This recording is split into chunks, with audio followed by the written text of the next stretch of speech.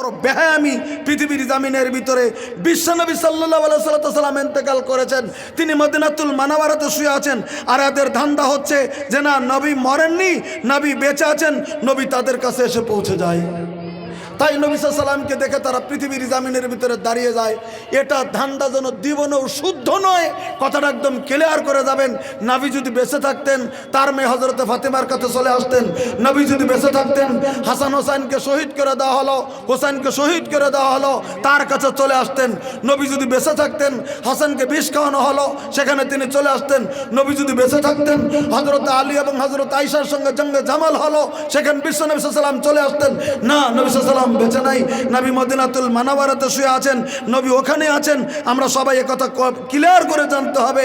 আল্লাহ নবী সাল্লাল্লাহু আলাইহি সাল্লাম মদিনাতুল মুনাওয়ারাতে শুয়ে আছেন, নবী আসার মতো ক্ষমতা রাখেন না, তিনি শুয়ে আছেন কবরে।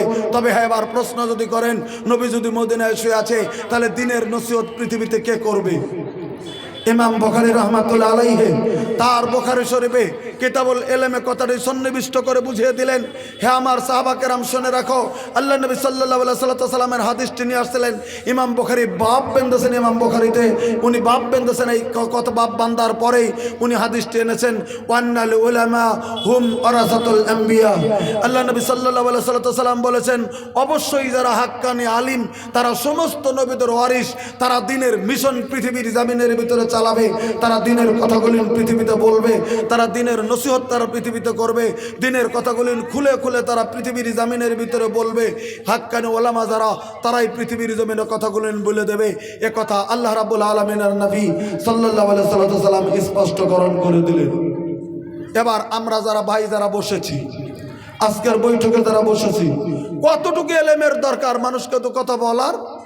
আল্লাহ নবী সাল্লাল্লাহু আলাইহি সাল্লাম বলেছেন, বাল্লিগ ওয়ান্নি ওয়ালাউ আয়া, আমার তরফ থেকে যদি একটা নিদর্শনও জানো, আমার তরফ থেকে যদি একটা কথাও জানো, আমার তরফ থেকে যদি একটা নিদর্শনও তোমরা জানো, ওটা অন্যের কাছে পৌঁছে দাও। একথা আল্লাহ নবী সাল্লাল্লাহু আলাইহি সাল্লাম স্পষ্টকরণ করে দিয়েছেন যে আমার তরফ থেকে যদি একটা কথা জানো তাহলে এই কথাটা অন্যের কাছে পৌঁছে দাও। যেমন আজকে একটা কথা আপনাদেরকে বলে দিতে চলছি,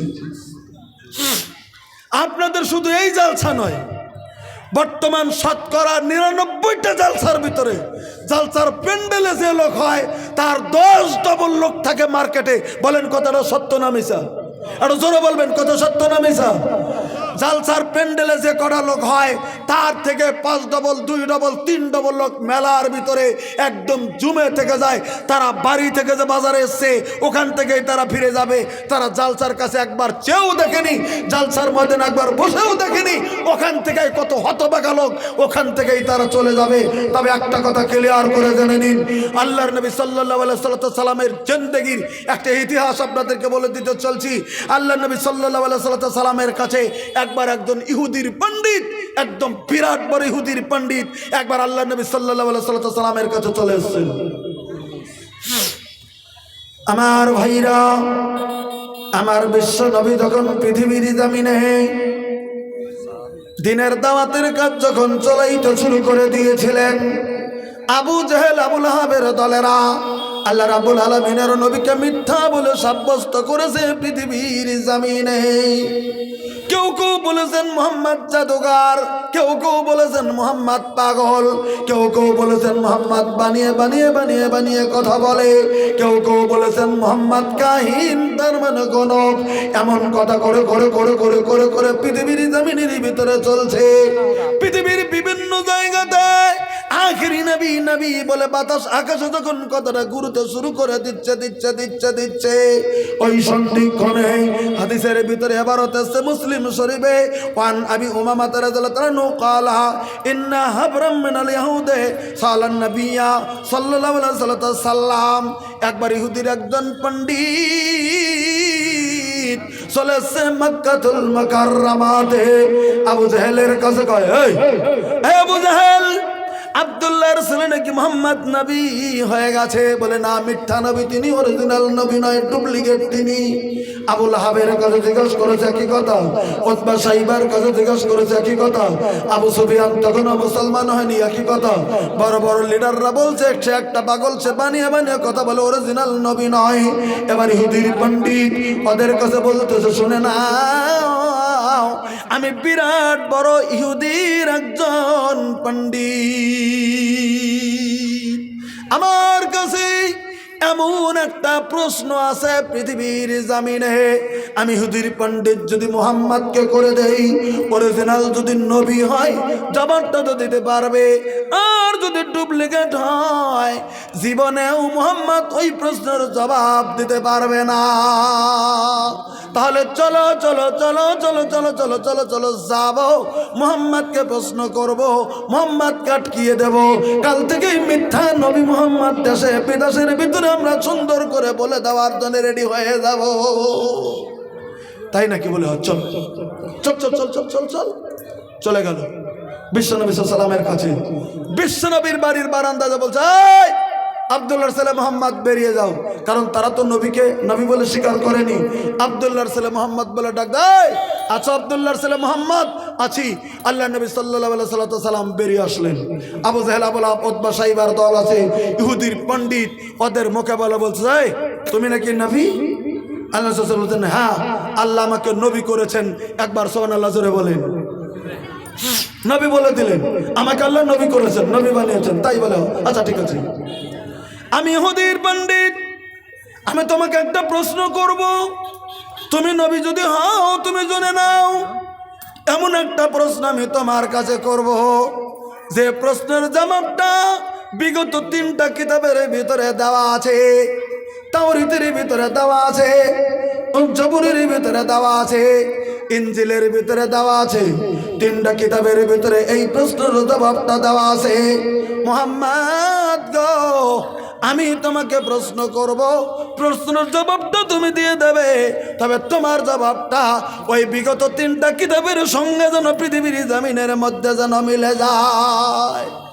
সত্যিখানে তুমি যদি দিতে পারো, আমি ইহুদির পণ্ডিত, আমি মেনে নেব তুমি সত্য নবী।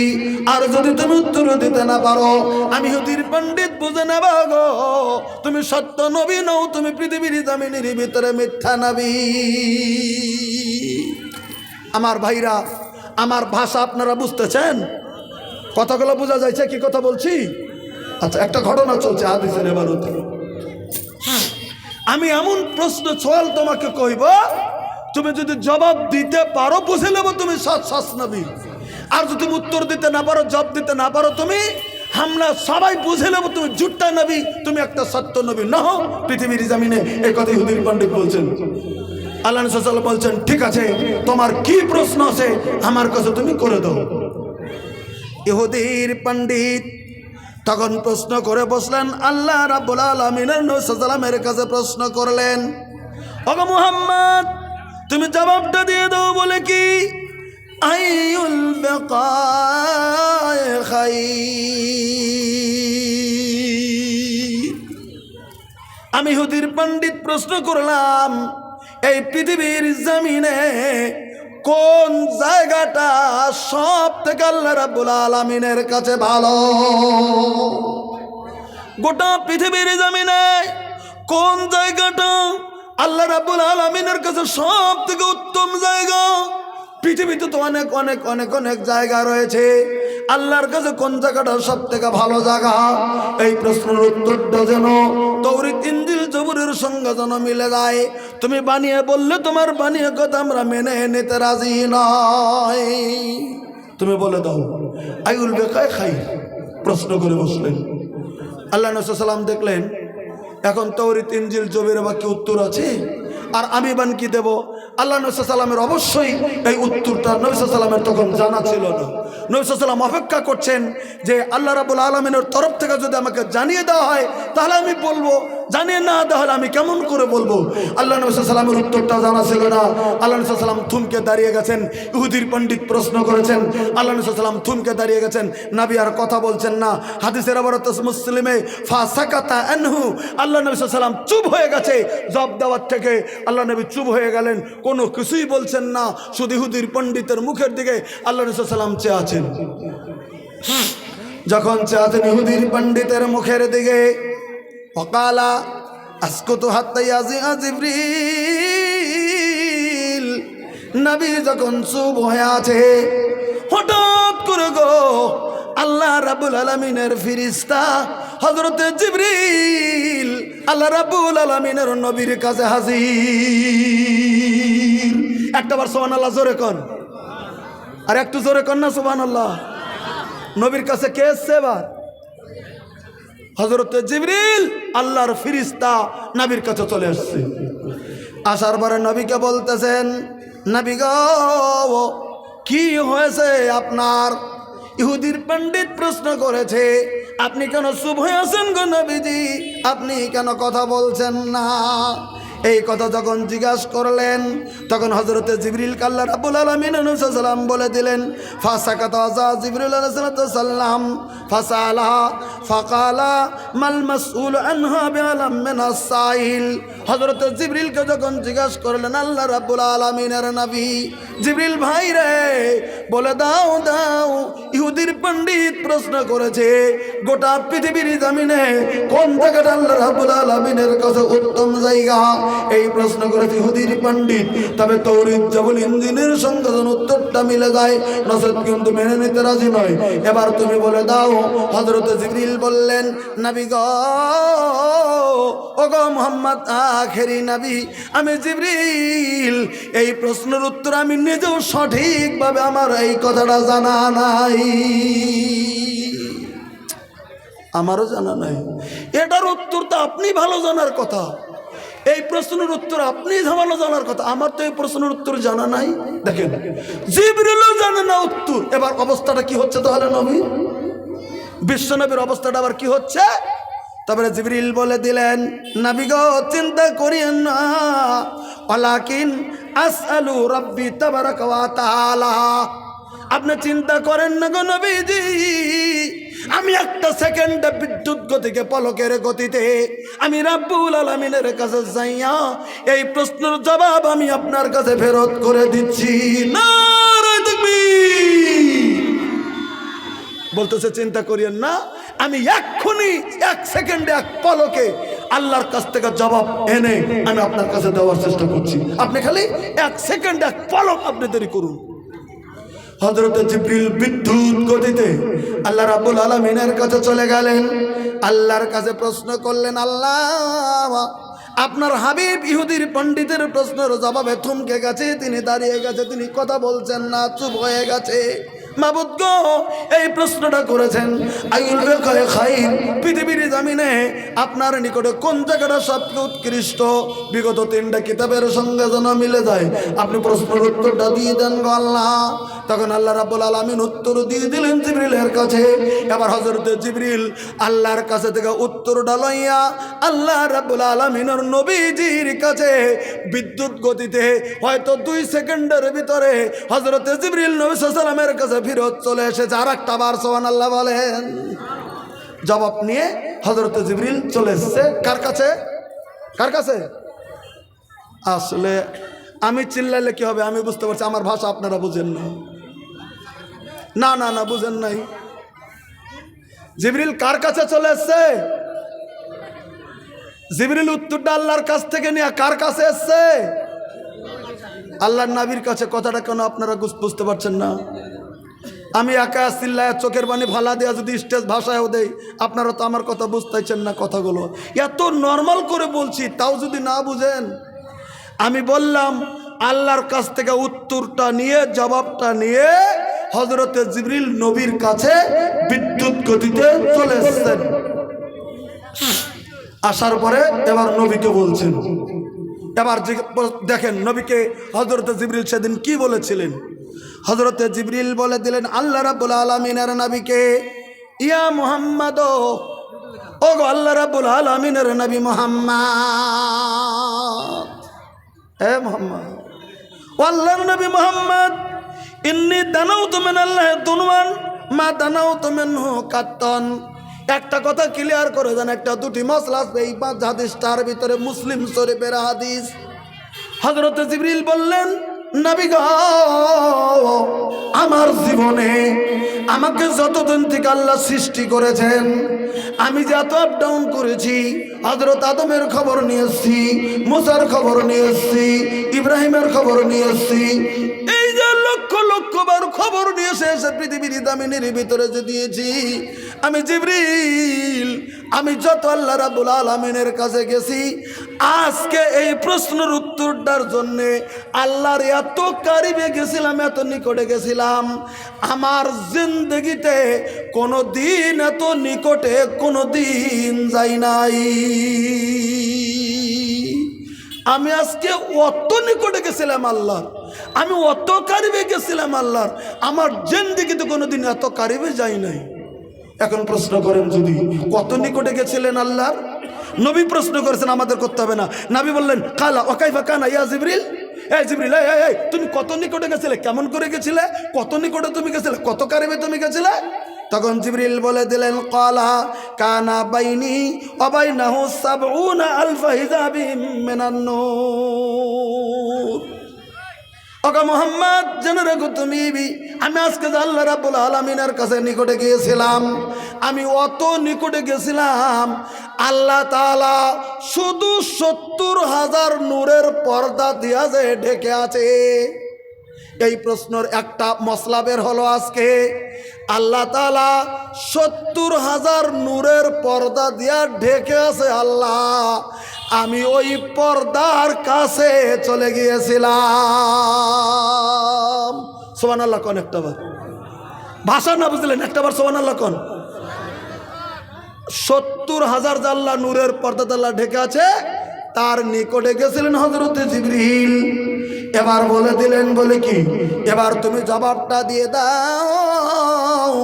এবার জিবরিল নবীকে বলে দিলেন, নবী গো, ইহুদির পণ্ডিত আপনাকে প্রশ্ন করেছেন একটা পৃথিবীর জমিনে, বলে আইউল বিকায়া খায়রুন, পৃথিবীর জমিনে কোন জায়গাটা সবথেকে ভালো জায়গা? তুমি উত্তর দিয়া দাও দুইটা। আল্লাহ রাব্বুল আলামিনের নবী উত্তর দিয়ে দিতেছেন ওই ইহুদির পণ্ডিতকে। আবু জেহেল আবু লাহাবদের কাছে উত্তরটা দিয়ে দিল, এই ইহুদির পণ্ডিত, তুমি প্রশ্ন করেছো গোটা পৃথিবীর জমিনে কোন জায়গাটা সব থেকে ভালো? আমি আল্লাহ রাব্বুল আলামিনের নবী বলে দিলাম, তোমার পুরাণ কিতাবগুলি তুমি খুলে দেখে নাও, পৃথিবীর জমিনে সব থেকে ভালো হলো খায়রুল বিকায় মাসাজিদুহা। গোটা পৃথিবীর জমিনে সব থেকে ভালো জায়গাগুলি হচ্ছে মসজিদ সমূহের জায়গা। নারায়ে তাকবীর। কোন মসজিদের ভিতরে কোনোদিন চোরাচুরি হয় না, মসজিদে কোনোদিন মারামারি হয় না, মসজিদে কোনোদিন জুয়া খেলা হয় না, মসজিদে কোনোদিন তাস খেলা হয় না, মসজিদে কোনোদিন মদের আসর বসা হয় না, মসজিদে কোনোদিন বেশ্যা কাম হয় না, মসজিদে কোনোদিন জেনা কাম হয় না, মসজিদে কোনোদিন গান বাদ্য বাজনা হয় না, মসজিদে কোনোদিন পোষা গপ্প হয় না।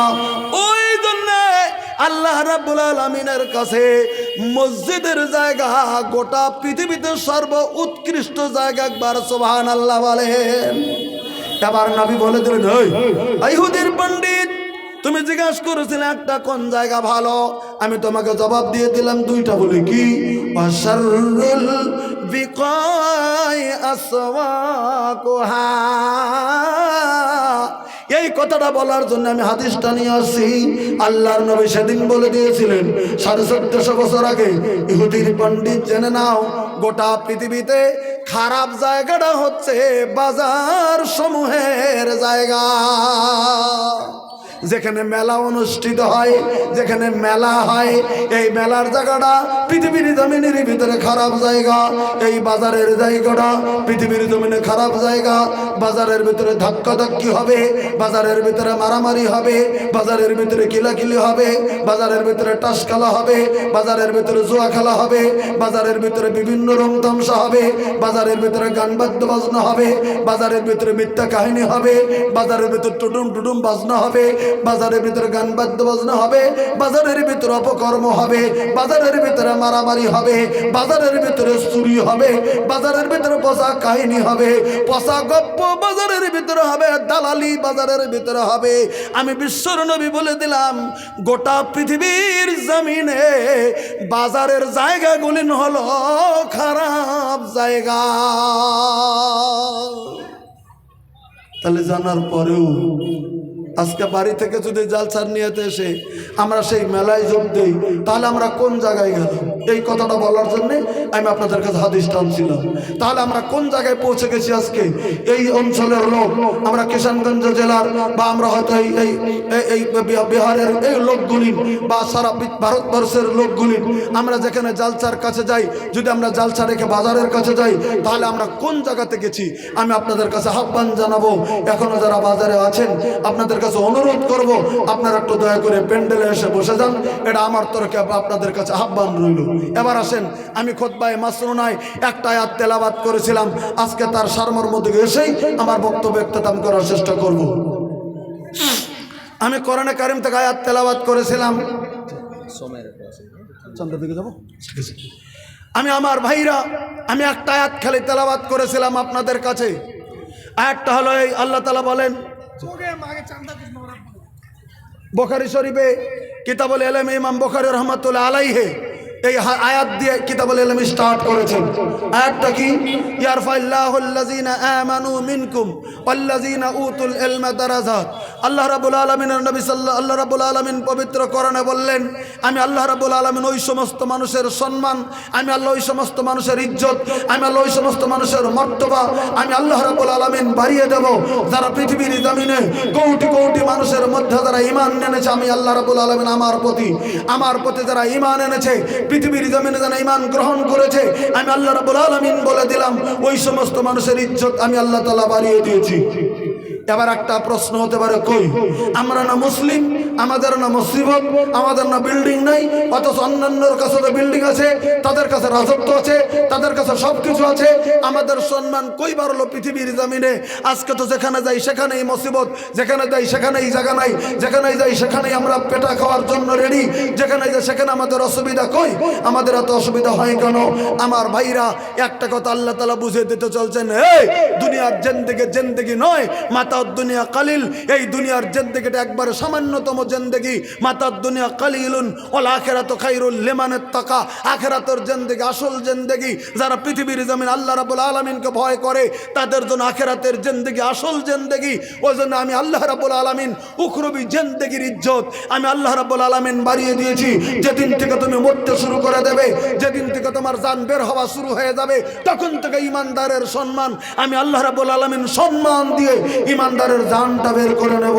বেঈমানের জান বের করতে, বেঈমানকে যেমন মেরে পিটে তার ভিতরে থেকে যখন জান বের করা হবে, একটা ঈমানদারের জান বের করার সময় মালাকুল মাউত এসে সুন্দর করে সালাম দিয়ে বলে দেবে, ইয়া আইয়াতুহান নাফসুল মুতমাইন্না ইরজি ইলা রাব্বিকা রাদিয়াতাম মারদিয়া। একদম সুন্দর করে বলে দেবে, এই মা নাফসে মুতমাইন্না, পবিত্র আত্মা, তুমি বেরিয়ে আসো জমিনের ভিতরে, আমি তোমাকে ডাক দিচ্ছি, তুমি বেরিয়ে আসো। ঈমানদারের আত্মাটা সেরকম করে সুন্দর করে পৃথিবীর জামিনের ভিতরে বেরিয়ে আসবে। আমার ভাইরা, এবার যদি ঈমানদার পৃথিবীর জামিনের ভিতরে হতে চাই, তাহলে দ্বিতীয় নম্বর আল্লাহ বললেন ওয়াল্লাযিনা উতুল ইলমা দারাজাত। আল্লাহ তাআলা বললেন ওদের ইজ্জত আমি আল্লাহ আরো বাড়িয়ে দেব ডাবল, যারা পৃথিবীর জামিনের ভিতরে ইলম শিক্ষা করেছে। আজকে আমার ভাইরা এই যে প্রতিষ্ঠান আপনারা তুলেছেন, আজকে একটা মাদ্রাসা তুলেছেন, আজকে খবর শুনলাম যেখানে কোরআনের তালিম হয়, যেখানে হাদিসের তালিম হয়, এখানে মোটামুটি 500 বাচ্চা লেখাপড়া করে, আর হয়তো 50টা এখানে বোর্ডিংয়ে থাকছে, 500 বাচ্চা লেখাপড়া করছে। কিসের তালিম হয়? সেখানে কোরআনের তালিম হয়। কিসের তালিম হয়? সেখানে হাদিসের তালিম হয়। কিসের তালিম হয়? সেখানে আলিফ বা তাসের তালিম হয়। কিসের তালিম হয়? সেখানে কোরআনের সূরার তালিম হয়। একটা কথা খালি আপনাদেরকে দত্ত কণ্ঠে বলছি, হাদিস সহিহ বুখারী শরীফ খুলুন, বেরিয়ে যাবে। এশারের নামাজের পরে আল্লাহ নবী সাল্লাল্লাহু আলাইহি সাল্লাম একবার সাহাবা কেরামকে ডাক দিয়ে বলে দিলেন, এই সাহাবীরা, এই শুনে নাও, বলে কি তোমরা কি রাত্রে বিছানায় যখন ঘুমিয়ে যাবে তার আগে আমার কোরআনে কারিমের দিনের এক অংশ এটা তোমরা পরে খতম করে তোমরা কি ঘুমিয়ে যেতে পারবে? সাহাবা কেরাম একটু কম্পিত হয়ে গেলেন। কোরআনটা 30 পারা কোরআন, আমরা 3 ভাগের 1 ভাগ কি করে পড়ে ঘুমিয়ে যাব? ডেইলি যদি পড়তে চাই কেমন করে পড়বো? হুজুরের কাছে বলেন, হুজুর এটা আমাদের জন্য কষ্টকর, এটা আমাদের জন্য সম্ভব নয় যে কোরআনের 3 অংশের 1 অংশ পরে আমরা বিছানায় শুয়ে যাব। এই কথা যখন বলে দিলেন, সহিহ মুসলিম শরীফ হাদিস এসেছে, বুখারীতে হাদিস এসেছে, তখন আল্লাহর নবী 2টি বাক্য বললেন। আল্লাহ রাসূল সাল্লাল্লাহু আলাইহি ওয়াসাল্লাম বললেন, হ্যাঁ সাহাবীরা শোনো, কোরআন শরীফ শরীফে একটা সূরা আছে কুল হুয়াল্লাহু আহাদ আল্লাহুস সামাদ, এই দুটি আয়াত পরে বলে দিলেন এই সূরাটার নাম সূরা কুল হুর সূরা সূরাতুল ইখলাস। এই সাহাবা কেরাম তোমরা শুনে নাও, আমি বিশ্বের নবী তোমাদেরকে জানিয়ে দিলাম, কেউ যদি পৃথিবীর জমিনে এই সূরা ইখলাসটা বিসমিল্লাহ সহকারে কেউ যদি পৃথিবীর জমিনে একবার খালে শান্তকরণে তেলাওয়াত করো, কোরআন শরীফের 3 ভাগের 1 ভাগ তেলাওয়াতের নেকি আমল নামার ভিতর আল্লাহ তাআলা দান করে দেয়। নারায়ে তাকবীর। কেউ যদি বিছানার শোয়ার সময় যদি কুল হুর সূরাটা বিসমিল্লাহ সহ 3 বার যদি তেলাওয়াত করেন, 3 বার যদি কুল হুর সূরাটা তেলাওয়াত করেন, পূর্ণ কোরআন শরীফের খতমের নেকি আল্লাহ তাআলা আমল নামার ভিতরে দান করে দেবে। এবার বলেন আজকের জমিনে যারা বিহারের লোক বসে আছেন, আমরা বিসমিল্লাহ সহকারে কুল হুর সূরা অন্তত বিছানার শোয়ার সময় 3 বার পড়তে করবা করে মাসে একবার বা বছরে একবার আমরা পড়তে পারবো কিনা জোরে বলেন? পড়তে পারবো না? পারবো না? ইচ্ছা যদি করি পারা যাবে কি যাবে না? আমরা বিসমিল্লাহ সহকারে কুল হুর সূরাটা 3 বার পড়া কে কে পারবো না? আমরা সবাই পেরে নেব, আমাদেরকে আল্লাহ সক্ষমতা দেবে। কাজে গতিকে কিন্তু এই সূরাটা আপনাকে শুদ্ধ করে শিখতে হবে, এই সূরাটা আপনাকে শুদ্ধ করে জানতে হবে, আপনার ছেলেদেরকে শুদ্ধ করে শিখাতে হবে। নিজের ছেলেদেরকে তালিম দিয়ে দেন আর তালিমের ব্যবস্থা করে দিন, নিজের ছেলে নাই নাতির জন্য ব্যবস্থা করে দিন। আজকে একটা মাদ্রাসা উঠিয়েছেন, আপনারা এখানে ছেলে মেয়েকে কোরআনের তালিম দিচ্ছেন। এই তালিমটা হচ্ছে পৃথিবীর সর্বোৎকৃষ্ট তালিম, যেখানে আল্লাহ তাআলা বলেছেন খায়রুকুম মান তাআল্লামাল কোরআন ওয়া আল্লামা। ওই ইলমটাই সবথেকে ভালো, যে ইলমটা পৃথিবীর ভিতরে কোরআনের শেখে যারা শেখে আর যারা শেখায় তারাই পৃথিবীর জমিনে উৎকৃষ্ট মানুষ। কাজে গতিকে সেই শিক্ষার জন্য আজকের জমিনের ভিতরে আপনাদের কাছে একটু আমি হাত বাঁধবো। যদিও আলোচনা ছিল, আলোচনা এগিয়ে নিয়ে যাওয়ার সময়ও নাই, আমার পরে আরেকজন মেহমান আছে, তিনি আপনাদের কাছে বলবে। আমি আপনাদের কাছে জুলুম দিতে চাই না, আমি শুধু বলে দিতে চাবো এতটুকু, আমাদের অনেকের বাবা কবরে, অনেকের মা কবরে, বাবা মা কবরের ভিতরে শায়িত হয়ে আছে, তারা থুরথুর করে কবরে শুয়ে আছে, দেখার মতো শক্তি নাই। আল্লাহ নবী সাল্লাল্লাহু আলাইহি সাল্লাম বলে দিয়েছেন পৃথিবীর জমিনে কেউ যদি বাবার জন্য মার জন্য ডাইরেক্ট দান করে দেয় মার নামে, আল্লাহ তাআলা নেকিটা তার মার কাছে ডাইরেক্ট পৌঁছে দেয়। আমার ভাইরা, আমার অনেকের মা নাই বাবা নাই, আজকে জমিনের ভিতরে যদি একটা স্টেজ দিকে চলে আসি, জাগা আমি আপনাদের কাছে বেশি চাবো না, আপনাদের কাছে জুলুম দেব না। 500, 1000, 2000, 3000, 5000 দেওয়ার মতো শক্তিশালী একটা লোক যদি বলেন আমি